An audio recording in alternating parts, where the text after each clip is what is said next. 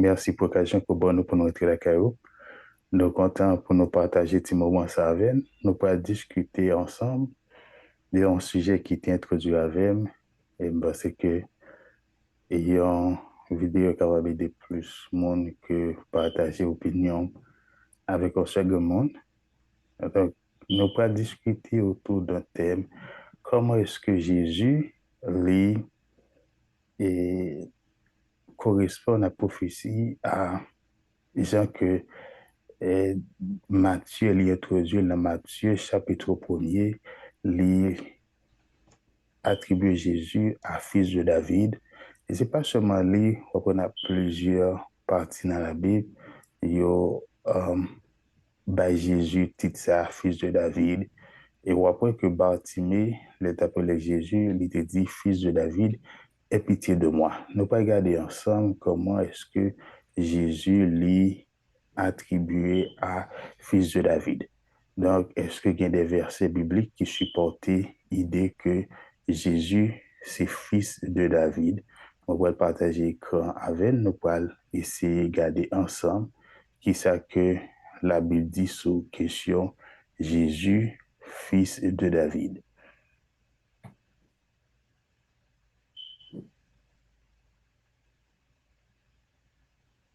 OK? Donc, on va voir que ça que nous pas l'aborder, c'est Jésus, fils de David. Dans la généalogie de Jésus, ou après que il a attribué à fils de David, si nous référons à Matthieu chapitre 1er, verset 1er, il dit généalogie de Jésus, fils de David, fils d'Abraham. Pour qui c'est ce que il a lié Jésus à fils de David? C'est que Juif yo, yo t'a cherché Messie yo.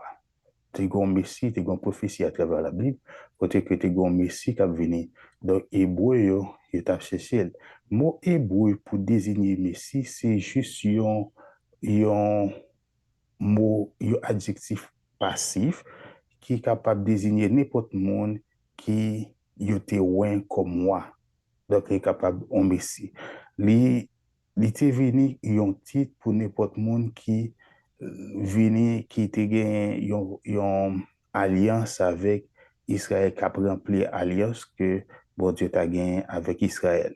Selon l'Ancien Testament, c'est que dans la prophétie te gen dans l'Ancien Testament, pour que le monde soit capable de Messie, il faut que c'est un monde qui humain et divin à la fois. Donc, il faut qu'il remplisse critères ça yo, pour que le monde soit capable de jouer le rôle pour Messie que le peuple Israël a cherché.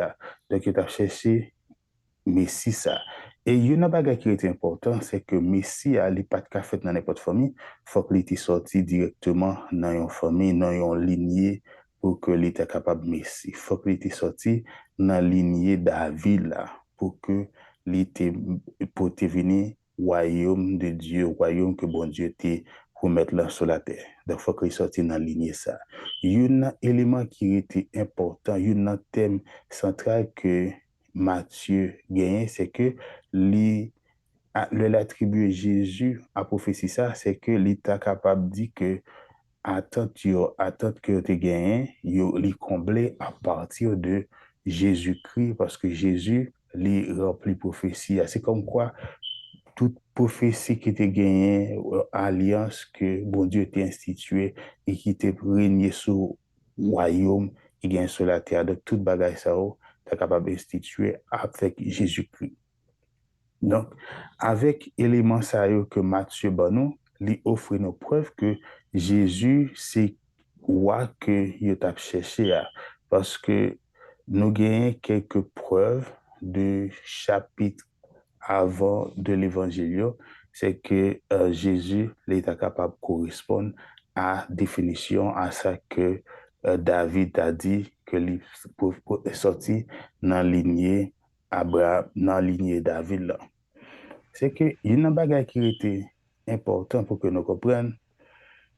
Il y a une question que Juif est capable de poser tête pour répondre à la question Messie, c'est que c'est un monde qui vient Messie. Est-ce que le monde ça a sorti dans la lignée royale?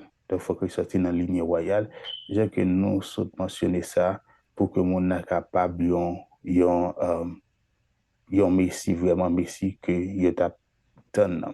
C'est que ouais que livre Matthieu li ouvri avec Jésus et donc comme moi d'Israël, fils de David, li c'est un titre royal qui a signé Jésus à promesse que tu fait à la maison de David. Donc, tu as une promesse qui était faite à la maison de David.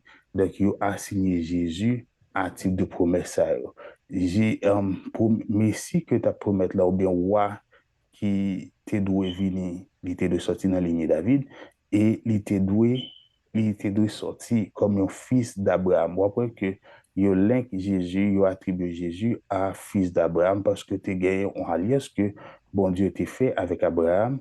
Donc, dans l'alliance qu'il t'a fait avec Abraham, il t'a promis de yon petit et à travers petit ça, toute la terre t'a pas béni.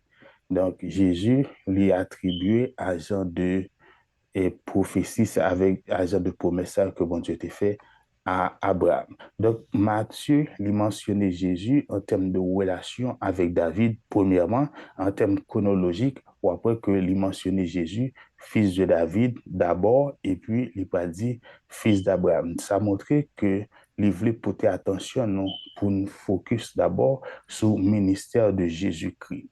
Donc, c'est un bagage qui est très, très important pour que nous focus sur le ministère de Jésus.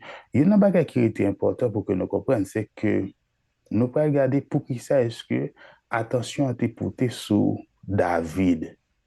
Est-ce que qui ça te gagne exactement qui fait que attention il a signé Jésus à fils de David.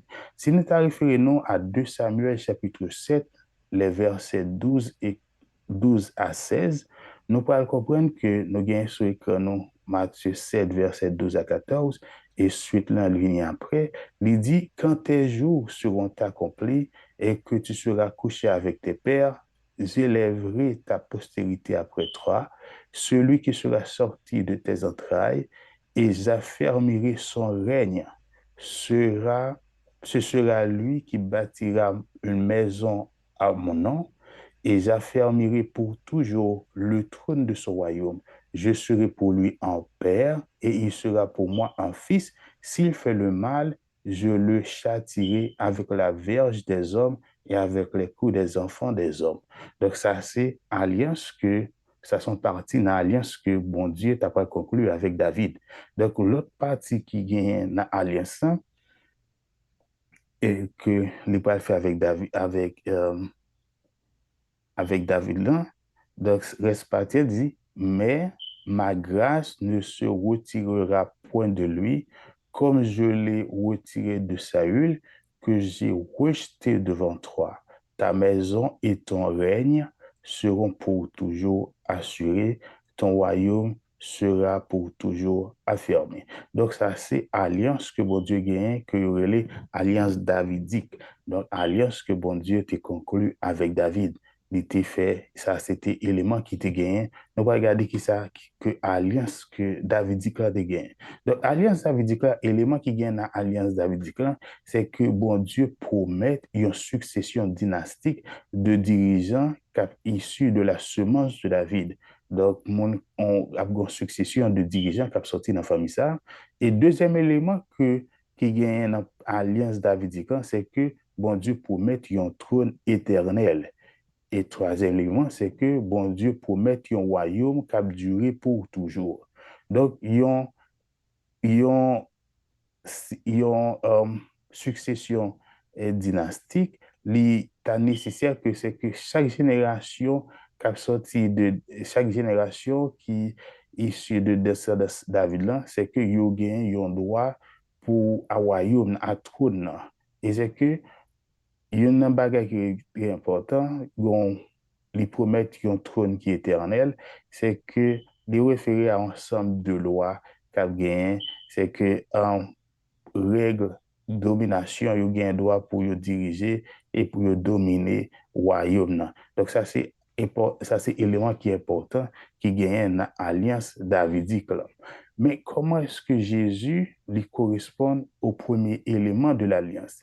comment que Jésus lui attribuait à fils de David. Si nous référons à Matthieu chapitre 1er, verset 20, il dit, comme il y pensait, voici un ange du Seigneur lui apparut en songe et dit, Joseph, fils de David, ne crains pas de prendre avec toi Marie, ta femme, car l'enfant qu'elle a conçu vient du Saint-Esprit. Donc, ça, c'est ça que les anges viennent dire à Joseph. C'est que il y aurait les Joseph, fils de David. Ça confirmait que Jésus lui sorti dans le trône David là. Parce que Joseph, comme papa, lui sorti dans l'Inia. Donc, ça montrait que Jésus lui remplit critères pour que les fils de David là. Parce qu'il connectait Jésus à généalogie de David. Et Jésus lui vient fait dans la famille de David à partir de son père Joseph. Donc, il fait dans la lignée ça. Et l'autre bagage qui était important, c'est que avant que Jésus l'était fait, il y a des prophéties autour de Jésus. Si nous référons à Ésaïe chapitre 14, chapitre 7, verset 14, il dit, c'est pourquoi le Seigneur lui-même vous donnera un signe. Voici, la jeune fille deviendra enceinte, elle enfantera un fils et elle lui donnera le nom d'Emmanuel. Donc ça, c'est nom que il a à Jésus-Christ et Jésus vient faire, il a le nom ça, Emmanuel, et Dieu est avec nous, etc. Donc ça montrait que Jésus les remplit partie prophétique ça que Esaïe t'a fait dans Esaïe chapitre 7, verset 14. Et il y a une bagaille qui est important que nous pouvons comprendre dans Matthieu, il dit, tout cela arriva afin que s'accomplisse ce que le Seigneur avait annoncé par le prophète. Voici, la Vierge sera enceinte, elle enfantera un fils, on lui donnera le nom d'Emmanuel, ce qui signifie Dieu avec nous. Joseph s'étant réveillé, fit ce que l'ange du Seigneur lui avait ordonné, et il prit sa femme avec lui, mais il ne la connut point jusqu'à ce qu'elle eût enfanté un fils auquel il donna le nom de Jésus. Donc, nous voyons que ça que Esaïe a annoncé dans Esaïe chapitre 7, verset 14, les poils accomplis dans Matthieu chapitre 1er, verset 12, verset 22 à 25. Donc, nous voyons que le texte là, c'est une prophétie qui gagne dans l'Ancien Testament qui décrit comment que Messie a fait la loi qu'il n'y a pas tant. Donc, il y a une façon que la fait. Si nous référons à Ésaïe chapitre 8 et 9, nous allons plus d'informations sur comment Messie l'État fait. Donc, c'est le genre de bagage qui montre que prophétie ça yo rempli à partir de Jésus, c'est une preuve qui montrait royauté de Jésus-Christ. Et puis, nous pas regarder que royaume, c'est que royauté de Jésus. Comment est-ce que Jésus était considéré comme moi? C'est que Jésus, il était né à Bethléem en Judée, au temps du roi Hérode. Voici des mages d'Orient arrivèrent à Jérusalem et dirent, où est le roi des Juifs qui vient de naître? Car nous avons vu son étoile en Orient et nous sommes venus pour l'adorer. Matthieu chapitre 2, versets 1 et 2. Donc, Matthieu lui baille plusieurs preuves dans le chapitre qui a un rapport à la royauté de Jésus-Christ. Premièrement, nous voyons que roi Magio, il venu pour référer et il fait allusion à Jésus comme un roi des Juifs. Et deuxièmement, il est venu pour adorer roi, il venu adorer Jésus. Et troisièmement, Jésus fait à Bethléem, ça remplit prophétie que Michée était fait sous Jésus-Christ de Nazareth. Ça montrait que il était dit que Jésus l'a fait, mais comment l'a fait. Donc, nous allons regarder Michée chapitre 5, le verset 2. Dans Michée chapitre 5, il dit, et toi, Bethléem, Ephrata, petite entre les milliers de Judas, de toi sortira pour moi celui qui dominera sur Israël, et dont l'origine remonte aux temps anciens, au jour de l'éternité. Donc ça, c'est Michée chapitre 5, verset 2. Il était annoncé que Jésus-Christ a fait Bethléem et Jésus fait effectivement à Bethléem, Jean que lui t'est annoncé, Jean que prophétie Michée a été faite, donc Jésus l'est fait exactement à Bethléem. Et l'autre aspect qui était important, il dit que dans Ésaïe chapitre 40, le verset 3, il dit une voix crie, préparez au désert le chemin de l'Éternel, aplanissez dans les lieux arides une route pour notre Dieu. Là, pour nous comprendre que dans Matthieu chapitre 3, il y a des bagages qui paraissent très importants. Parce que dans Ésaïe chapitre 40, il dit à préparer au désert le chemin de l'Éternel, à planifier dans les lieux arides une route pour notre Dieu.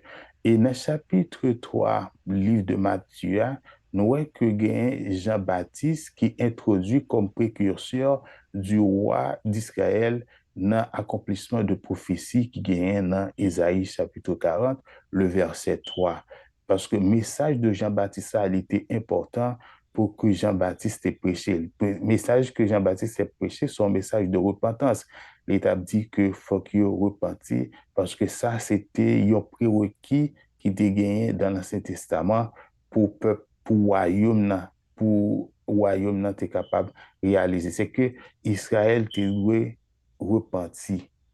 Donc, c'est un bagage qui est important pour que Israël lui-même était repenti et pour que le royaume, ça qui était prévu dans l'Ancien Testament, il était capable de faire. Spécifiquement, parce que, ou après, il y a un bagage que euh, Jean-Baptiste a dit, c'est que le royaume de Dieu est proche. Donc, c'est une bagage qui est important, c'est que ça fait royaume était proche, c'est parce que roi était présent en la personne de Jésus-Christ.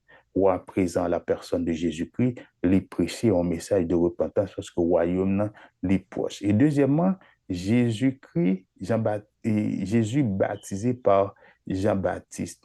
Et Jean-Baptiste lui-même, il était identifié et, et avec message, il était identifié messager à Jésus-Christ et royaume, à roi, et c'est Jésus et royaume.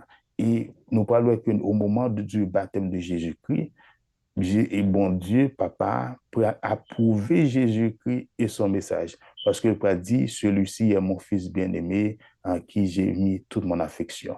Donc ça, c'est des bagages qui prouvaient que Jésus-Christ était rempli toutes conditions pour être considéré comme fils de David.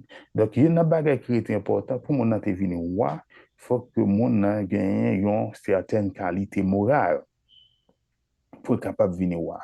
Et nous regarder comment est-ce que Jésus était rempli toutes conditions ça pour devenir roi. Pas oublier que Jésus est considéré comme le dernier Adam. Donc, premier Adam est tombé, dernier Adam, il n'a pas droit à l'erreur. Jésus, il doit gagner une qualité morale pour que il remplisse mission que il doit remplir comme roi, parce que l'hypothèse de délivrance, l'hypothèse une espérance pour le peuple de Dieu. Donc, les doit gagner une certaine qualité morale pour que les remplissent et critères ça. Et si nous référons à Matthieu chapitre 4, nous parlons que Jésus, texte dit dans versets 1 à 3, il dit, alors l'Esprit conduisit Jésus dans le désert pour qu'il y soit tenté par le diable. Après avoir jeûné pendant 40 jours et 40 nuits, il eut faim. Le tentateur s'approcha et lui dit, si tu es le Fils de Dieu, ordonne que ces pierres se changent en pain. Donc, dans le moment de tentation de Jésus, Jésus tenté par le diable dans le désert et nous connaît toute l'histoire là. Donc, nous avons dans 3 chapitres précédents de livre de Dan et de Matthieu, il démontrer que Jésus les qualifié comme moi dont aspect légal, parce que les sorti dans la généalogie que doit sortir pour que le capable boire ses fils de David.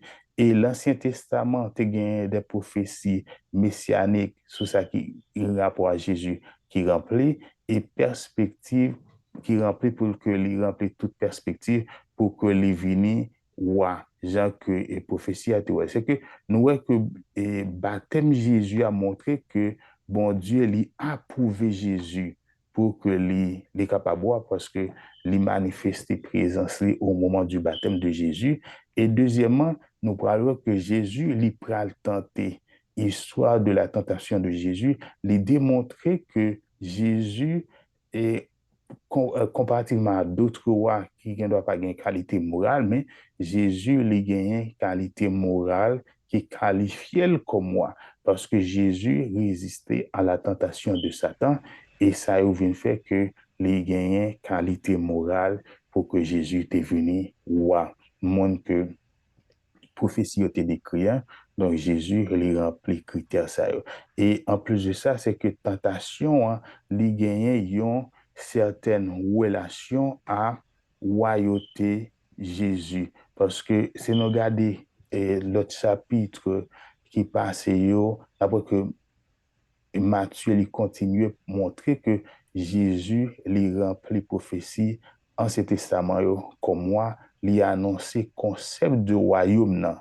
Ou après que Jésus toujours a parlé du royaume bon Dieu, et lui performé un ensemble de miracles qui montraient que lui capable de venir une condition de royaume nan, lui capable de remplir parce que le Jésus venu lui opérer des miracles que l'Ancien Testament te décrit à partir de miracles qu'il opéré, il montrait que les capoter solution à un ensemble de problèmes que l'humanité gagne, les capoter solution à un problème de l'humanité. Donc, toutes conditions, ça a montré que Jésus les remplit critères que Matthieu chapitre 1er, Jean-Matthieu chapitre 1er décrit là, et toute prophétie qui gagne avant naissance dans l'Ancien Testament, Jésus remplit tous les critères ça et c'est à juste titre que you attribué à fils de David parce que tu as une alliance qui existé entre Dieu et David qui t'a fait promesse que la gagné et petit monde qui a sorti dans la génération là qui a occupé qui a gagné royauté.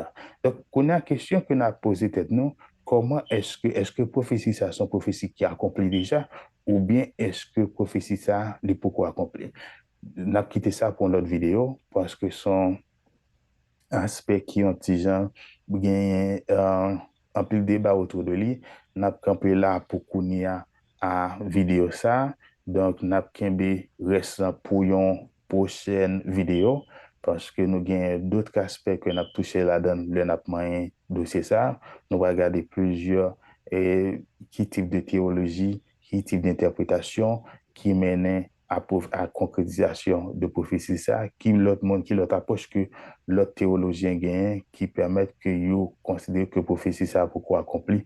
Donc nous allons voir ça dans une prochaine vidéo. Donc entre-temps nous comprenons à partir de ça que nous sautons que Jésus est considéré à juste titre comme fils de David parce qu'il est sorti dans la lignée David là, genre que alliance, genre que prophétie a été annoncée et alliance que bon Dieu a fait avec David. Donc Jésus les remplit tous les critères ça. Nous nous rendez-vous à la prochaine. On a discuté on a discuté plus en profondeur l'autre partie qui gagne dans la question ça, est-ce que prophétie ça l'y accompli ou non?